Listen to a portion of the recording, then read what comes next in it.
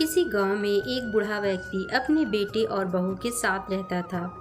परिवार सुखी संपन्न था, किसी तरह की कोई परेशानी नहीं थी। बूढ़ा बाप, जो किसी समय अच्छा खासा नौजवान था, आज बुढ़ापे से हार गया था। चलते समय लड़खड़ाता था, अब तो लाठी की ज़रूरत पड़ने लगी थी। चेहरा झुर्रियों से भर चुका था, बस अपना जीवन किसी तरह व्यतीत कर रहा था। घर में एक चीज़ अच्छी थी कि शाम को खाना खाते समय पूरा परिवार एक साथ टेबल पर बैठकर खाना खाता था। एक दिन ऐसे ही शाम को सारे लोग खाना खाने बैठे थे। बेटा ऑफिस से आया था, भूख ज़्यादा थी इसलिए जल्दी से खाना खाने बैठ गया और साथ में बहू और एक बेटा भी खाने लगे। बूढ़े हाथ जैसे ही थाली उठाने को हुए, थाली हाथ से छिटक गई और थोड़ी दाल टेबल पे गिर गई। बहू बेटे ने घृणा दृष्टि से पिता की ओर देखा और फिर से अपना खाना खाने में लग गए। बूढ़े पिता ने जैसे ही अपने हिलते हाथों से खाना खाना शुरू किया तो खाना कभी कपड़ों पे गिरता तो कभी ज़मीन पर। बहू ने चिढ़ते हुए कहा, हे राम, कितनी गंदी तरह से खाते हैं।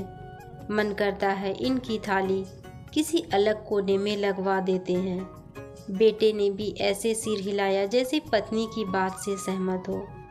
नन्हा पोता यह सब मासूमियत से देख रहा था। अगले दिन पिता की थाली उस टेबल से हटाकर एक कोने में लगवा दी गई। पिता की डबडबाती आंखें सब कुछ देखते हुए भी कुछ बोल नहीं पा रही थी। बूढ़ा पिता रोज की तरह खाना खाने लगा।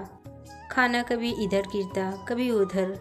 छोटा बच्चा पोता अपना खाना छोड़कर लगातार अपने दादा की तरफ देख रहा था।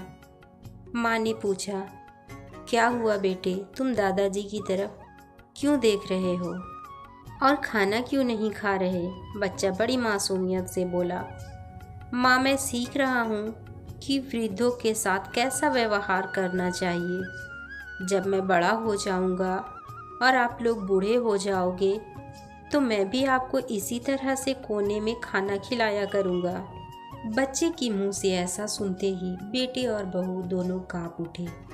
शायद बच्चे की बात उनके मन में बैठ गई थी, क्योंकि बच्चे ने मासूमियत के साथ एक बहुत बड़ा सबक दोनों लोगों को दिया था।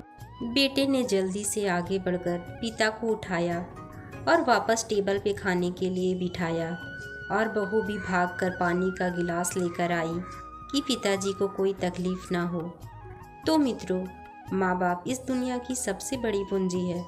आप समाज में कितनी भी इज्जत कमा ले या कितना भी धन इकट्ठा कर ले, लेकिन माँ बाप से बड़ा धन इस दुनिया में कोई नहीं है। यही इस कहानी की शिक्षा है और मैं आशा करता हूँ मेरी इस कहानी को लिखना ज़रूरी सार्थक होगा। आप लोगों को ये कहानी अच्छी लगी हो तो लाइक कीजिए, चैनल को सब्सक्राइब कर लीजिए।